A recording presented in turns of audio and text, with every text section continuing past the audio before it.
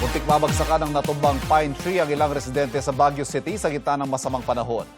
Mula sa Baguio City, nakatutok live si Marisol Abduraman. Sol?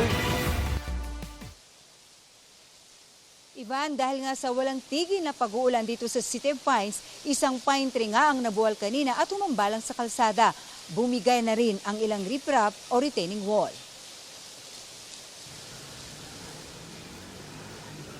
Balot pa rin ng fog ngayon ang Baguio City, pero nagkukubli sa makakapal na ulap ang perwisyong dulot dito ng masamang panahon.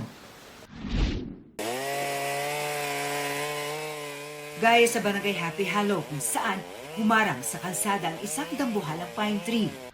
Bandang alas 10 daw ng umaga kanina nang bumagsak itong puno. Etong puno, nasa likod yan ng riprap na yan at bumagsak at humambalang dito sa kalsada. Kaya para tuluyang maalis na ito, ang ginawa ng mga otoridad, pinutol-putol na itong pine tree para maklear na itong bahagi ng kalsada sa Barangay Happy Hollow. Ikunento ng ilang nasa kalsada ang pagtumba ng puno, kasama na ang ilang nakaiwas na mabagsakan. Biglang tumunog yung kahoy. Takbuhan kami kanina o dalawa kami. Sobrang nervyos. Nanginginig. Yung nakita nga namin po yung yung pagbagsak ng kahoy, yung dalawang tao, buti na lang nakatakbo po silang Hindi inabot. hindi inabot. May crack ka na pong maririnig, tapos dahan-dahan na po siyang nagganon. May dumaan po na sasakyan, buti na lang po mas mabilis siya. Ayon sa City Environment and Parks Management Office, nakatagilid na talaga ang puno bago pa ang mga pag-ulan. Hindi maiiwasan ngayong malakas po yung ulan, yung bagyo po. Loosen yung soil, kaya ayun, yun yung isang cause. Nadamay rin ang isang poste matapos mabagsakan ng puno ang kawan. Yung poste nga dyan, medyo nag-crack na po, kaya nakiki-coordinate po kami sa Beneco na sana puntahan na po nila para ma-assess yung mga poste kasi natamaan po yung linya ng kuryente. Natatakot po kami. Siyempre po.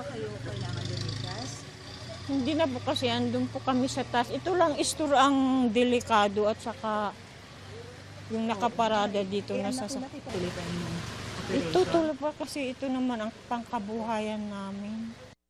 Bago magtanghali kanina, binuksan muli sa mga motorista ang kalsada. Dahil pa rin sa walang humpay na pag-uulan, bumigay ang riprap na ito sa Cannon Road kung saan may mga nalaglag na bato.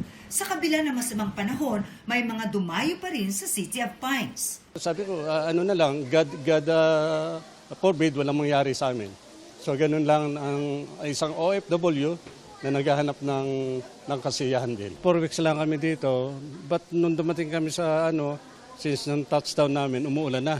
Birthday po kasi ng anak ko bukas, so kahit umuulan, okay lang, go. As we observe this weekends po, sir, almost fully booked po tayo. Almost of our guests are families na galing po sa mga taga-baba, mga probinsya. May mga binaha pa ring lugar sa Baguio, gaya sa Nagilian Road sa Barangay Irisan. Sa parehong barangay, isang bahay ang nabagsakan ng mga natumbang kawayan, habang sa Camp 7, nasira ng natumbang puno ang isang bahay. Sa Atok Benguet, dumalo sa kalsada ang mga maputik na tubig. Sa Mountain Province, nahulog ang malalaking tipak ng bato sa bahagi ng Bontoc Kalinga National Road. Pinag-iingat ang mga motorista sa banta ng mga pagguho. Nagpakawala na ng tubig ang Ambuklaw at Binga Dam sa Benguet. Ayon sa Pag-asa Hydrometeorology Division, halos maabot na ng 2 dam ang kanilang normal high water level kaninang alas 8 ng umaga dahil sa tuloy-tuloy na ulan. Sa Lawag, Ilocos Norte, pabugso-bugso ang ulan mula kagabi, kaya apektado ang ilang motorista. Pero biyaya naman ang ulan para sa mga magsasaka sa palayan.